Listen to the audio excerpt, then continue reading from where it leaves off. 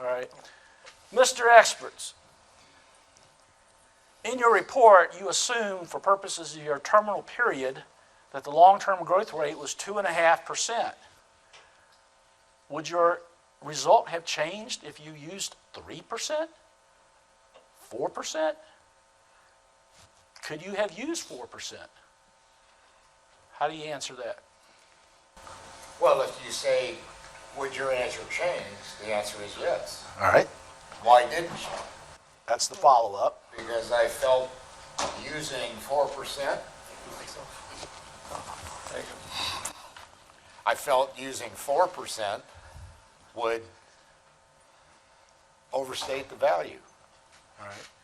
Shannon, different take, or you agree with what he said? I agree. All right. I would add one additional thing. I would preface my response before answering. Mr. Attorney, given your hypothetical, which doesn't represent the facts and evidence, here's my response. I would always respond, given your hypothetical, to make sure it's clear it's not something I agreed with. That's the only change I would make to what you said. Miles, any additional thoughts? Yeah, I've talked about this at this conference many, many times. The area that, as an attorney, I cannot beat the expert is when they use the word or the phrase, I've exercised professional judgment. And being able to articulate the processes and the procedures for exercising that professional judgment is death for me on cross-examination. I got nowhere to take you.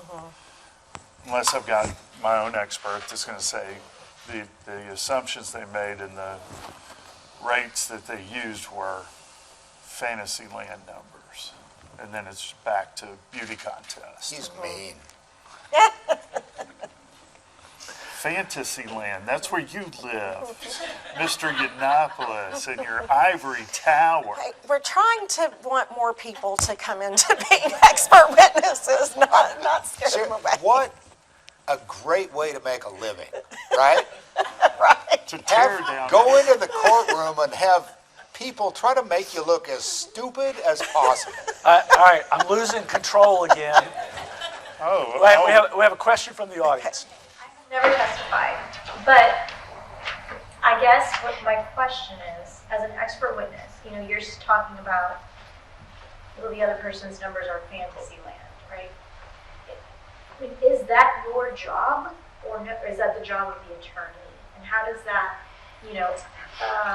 I guess what I'm asking is, as an expert witness, you're testifying to your facts and figures and your decision making. Do you ever say anything about the other party? Yeah, absolutely. So let me frame the question a little bit. What she's asking is, we've primarily talked about the line of questioning from the perspective of your work. Okay, let's say it's a divorce, and you've done evaluation for purposes of a divorce, and we've been talking about your qualifications to defend your report, your testimony regarding your report, et cetera, et cetera. However, in most cases, there's typically an adverse expert. And oftentimes, the opposing side will hire that adverse expert to do exactly what you did, to prepare an alternative report. As part of the scope of your work, in addition to preparing your own expert report, you may be asked to prepare a rebuttal report, or at a minimum, to present oral rebuttal testimony at trial. Okay? That happens all the time. Okay. Comments on? I didn't hear the question. No, I didn't hear what you said. You didn't hear what I just said? Well, you were, Oh, Yeah, so let me explain it. Establishment of the witness as an expert. Expert gives their opinion. Third phase is attack the other expert's report. What's different? What's wrong? When I say fantasy land, that's going to be in my opening statement and my closing statement. That what Mr. Yeanoplos' opinion that he expressed in the trial was outrageous, unlawful, irrational. and the judges that know Miles know that it's all puffery. Right. Now, No, I wrote the book. can I add one comment, what he just said? As an expert on rebuttal to an opposing expert report, I would not call their work fantasy land, or I wouldn't use Right. derogatory language.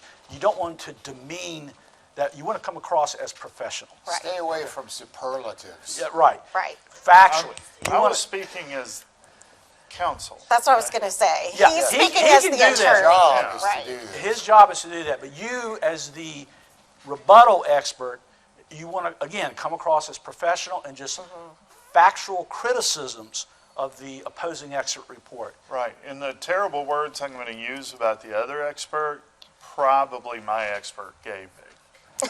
When they're like, I can't believe they wrote this down and put it on paper. Does that sound like somebody we know? There's really only one word that I would clarify. I mean, the fantasy land, I wouldn't even, the rest of that, I wouldn't even. If he were to use the word arbitrary, that I would push back on. Love it. I'm going to write that down. Yeah. Love it. Did we address your questions? All right, that was a great question. For the advanced cases, if you're the expert and it's a high asset, high conflict piece of litigation, you can also hire a separate expert just to critique that expert. Because one of the places, if I'm cross-examining you and you've challenged the other expert, and it's a big case, I can use that to go after you on bias.